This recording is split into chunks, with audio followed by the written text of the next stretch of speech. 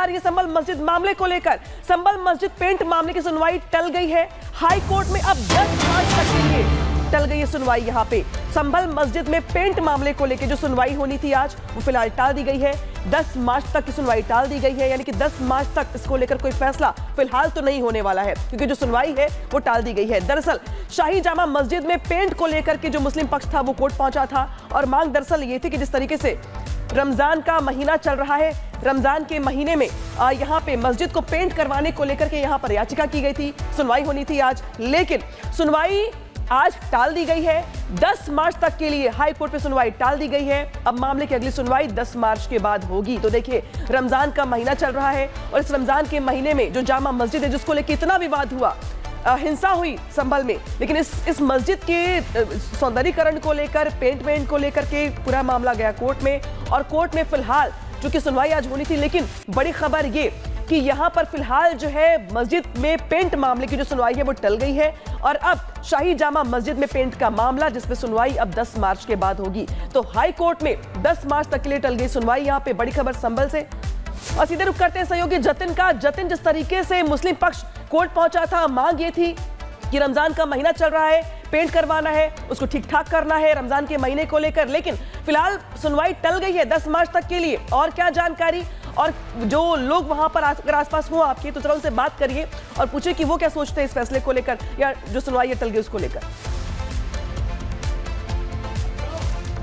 बिल्कुल, देखिए 10 मार्च को अब इस पूरे मामले की सुनवाई होनी है, लेकिन सबसे बड़ा अपडेट ये है कि एएसआई की रिपोर्ट जो कि पिछली सुनवाई में एएसआई द्वारा दायर की गई थी, उस रिपोर्ट पर मुस्लिम समुदाय ने यानी कि मस्जिद कमेटी ने ऑब्जेक्शन फाइल किया है और एएसआई ने बोला है कि जो मुस्लिम समुदाय ने ऑब्जेक्शन फाइल किया है उसका जवाब देने के लिए एएसआई को समय चाहिए और यही कारण है कि अब जो अगली सुनवाई है वो 10 मार्च को होगी। शाही जामा मस्जिद के बाहर इस वक्त मैं मौजूद हूँ और इसी शाही जामा मस्जिद के ही पेंट को लेकर याचिका डाली गई थी। पिछली सुनवाई से पहले एएसआई की टीम ने इसी शाही जामा मस्जिद का निरीक्षण भी किया। एएसआई की रिपोर्ट में साफ तौर पर बोला गया कि शाही जामा मस्जिद को पेंट की जरूरत नहीं है, साफ सफाई हालांकि की जा सकती है और साफ सफाई जो है वो करवाई भी गई है। इसको लेकर आज जो शाही जामा मस्जिद कमेटी से अपना पक्ष रख रहे जो वकील थे, उनका साफ तौर पर कहना है कि साफ सफाई जो है वो की गई है, लेकिन वो चाह रहे हैं कि शाही जामा मस्जिद का पेंट हो। इसको लेकर एएसआई की रिपोर्ट का ऑब्जेक्शन मुस्लिम पक्ष ने किया, शाही जामा मस्जिद की कमेटी ने किया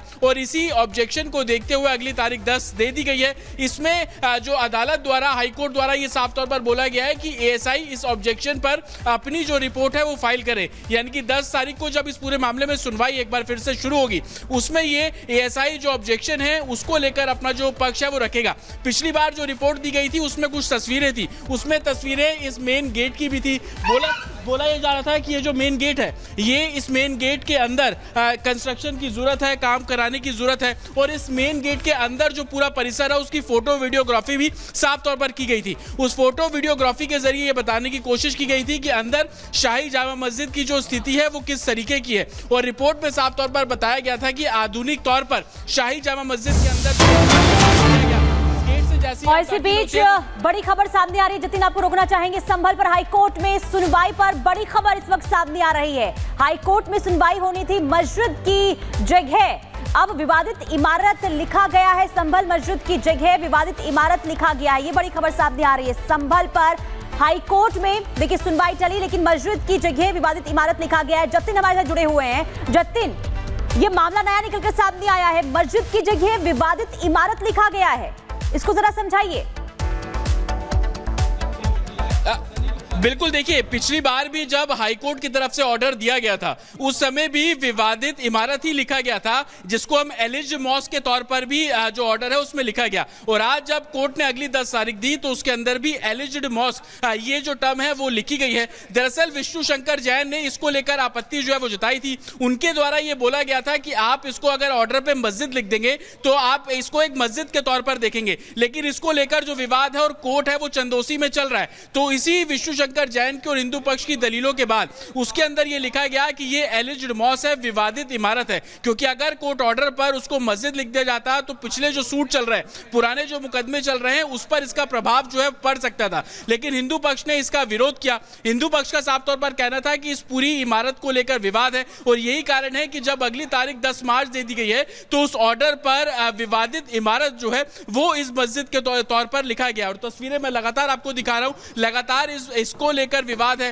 हिंदू पक्ष कहता है कि ये हरिहर मंदिर है, तो वही मुस्लिम पक्ष कहता है कि ये शाही जामा मस्जिद है जिसका इतिहास 500 साल पुराना है। और इसी को लेकर अमीन जांच की बात कर लीजिए, सर्वे की बात कर लीजिए, जिसकी सील बंद रिपोर्ट जो है वो चंदोसी कोर्ट में दाखिल की गई थी। उस मामले में जो अगली सुनवाई है वो भी जल्द होने वाली है। लेकिन इसी बीच इसी शाही जामा मस्जिद, जिसको अब कोर्ट ऑर्डर पर एक तरीके से एलिज्ड मॉस्क बोला गया है, उसको लेकर जो सुनवाई है वो 10 मार्च को होगी। हिंदू पक्ष ने ऑर्डर पे मस्जिद लिखने का विरोध साफ तौर पर किया, क्योंकि इसका प्रभाव कहीं ना कहीं इस केस से जुड़े जो दूसरे मामले जो अलग अलग अदालतों में चल रहे हैं उस पर पड़ सकता है। इसको कोर्ट किया जा सकता है कि इलाहाबाद हाई कोर्ट ने इसको मस्जिद के तौर पर देखा और यही आपत्ति के कारण जो कोर्ट ऑर्डर आया है जिसपे 10 तारीख का जिक्र किया गया है, उसमें इसको एक विवादित इमारत के तौर पर दिखाया जा रहा है ताकि कोई भी अपना जो पक्ष है इसको लेकर हाई कोर्ट को कोर्ट करते हुए चैलेंज ना कर सके। और तमाम दलीलें इसको लेकर दी गई है। मुस्लिम पक्ष के द्वारा जो आपत्ति फाइल की गई है उसको लेकर अब 10 तारीख को सुनवाई होगी।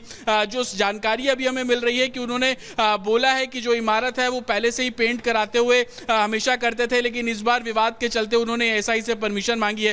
हालांकि ये भी जानकारी मिली है कि एएसआई चाह रहा है कि वो यहाँ पर साफ सफाई कराने पहुंचे तो उनको लोकल महत्वपूर्ण जानकारी आप दे रहे हैं। फिलहाल के लिए आपका बहुत शुक्रिया और 10 मार्च का अब इंतजार करना होगा, क्योंकि अब उसी के बाद इस मामले पर सुनवाई होगी। लेकिन दर्शकों को बता दें, संभल में हुई हिंसा के बाद एक तरफ प्रशासन जहां दंगाइयों पर एक्शन ले रहा है, तो वहीं दूसरी तरफ एक के बाद एक पुलिस चौकी का निर्माण, अपराधियों पर नकेल कसने की तैयारी भी शुरू हो गई है। सबसे खास बात यह है कि ये चौकी सांसद जियाउर रहमान बर्क के घर के पास बन रही है। ये रिपोर्ट देखिए।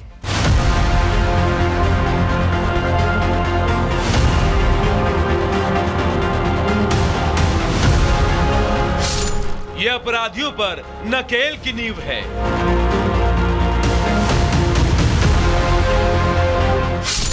ये योगी के संकल्प की नींव है। ये सनातन के सुरक्षा की नींव है। उत्तर प्रदेश के संभल में बीते साल 24 नवंबर को शाही जामा मस्जिद के सर्वे के दौरान हुए बवाल के बाद पुलिस प्रशासन सुरक्षा के कड़े इंतजाम कर रहा है। पहले शाही जामा मस्जिद के सामने सत्यव्रत पुलिस चौकी का निर्माण कार्य शुरू कराया, तो वहीं अब सपा सांसद जियाउर रहमान बर्क के घर के पास दीपा सराय में एक और नई पुलिस चौकी का निर्माण कार्य शुरू कराया गया है। तस्वीरें मैं आपको दिखाऊंगा। ये देखिए कि जिस जगह पर चौकी बनेगी उसको प्रॉपर कहां बाउंड्री होगी वहां पर चूने से मार्क कर दिया गया है। दूसरी तरफ आप देखेंगे कि पुलिस बल यहां पर है जो कि इंच टेप से, आप ये देखिए इस जितने एरिया में चौकी बनेगी उसको इस तरीके से मैपिंग की जा रही है। आपको बता दें कि ये जो दीपा सराय के अंदर चौकी बन रही है ये तकरीबन 100 से 150 मीटर के दायरे में बनेगी। इससे पहले जो चौकी थी उसकी तस्वीर मैं आपको यहाँ पे दिखा दूं। ये देखिए लोहे के टीन शेड में इससे पहले इस तरीके से चौकी थी, लेकिन वो कभी फंक्शनल नहीं हो पाई। इसके ऊपर आप देखेंगे चौकी दीपा सराय, लेकिन अब इस टीन शेड को हटाकर पक्की जो चौकी है वो यहाँ पर बना दी जाएगी। संभल की शांति के लिए ये चौकी बेहद महत्वपूर्ण है। आपको बता दें, ये चौकी सपा सांसद जियाउर रहमान बर्क के घर से महज 100 मीटर की दूरी पर बनाई जा रही है। चौकी से 200 मीटर दूर संभल हिंसा का मास्टरमाइंड शारिक साटा का मकान है। पाकिस्तान की जेल में बंद उस्मान का घर भी चौकी से महज 80 मीटर की दूरी पर है। दीपा सराय के कुछ लोग आतंकी संगठन AQIS से जुड़े बताए जा रहे हैं। AQIS का चीफ आसिफ उमर भी दीपा सराय से ही है। दीपा सराय में ही सांसद बर्क सहित सैकड़ों लोगों पर बिजली चोरी का आरोप लगा था। पुलिस की माने तो दीपा सराय इलाका अपराधियों के दृष्टिकोण से काफी संवेदनशील है, इसलिए यहाँ पर अपराधियों की निगरानी रखने और अपराध की रोकथाम के लिए पुलिस चौकी का निर्माण कार्य शुरू कराया गया है। ये पुलिस चौकी भी सत्यव्रत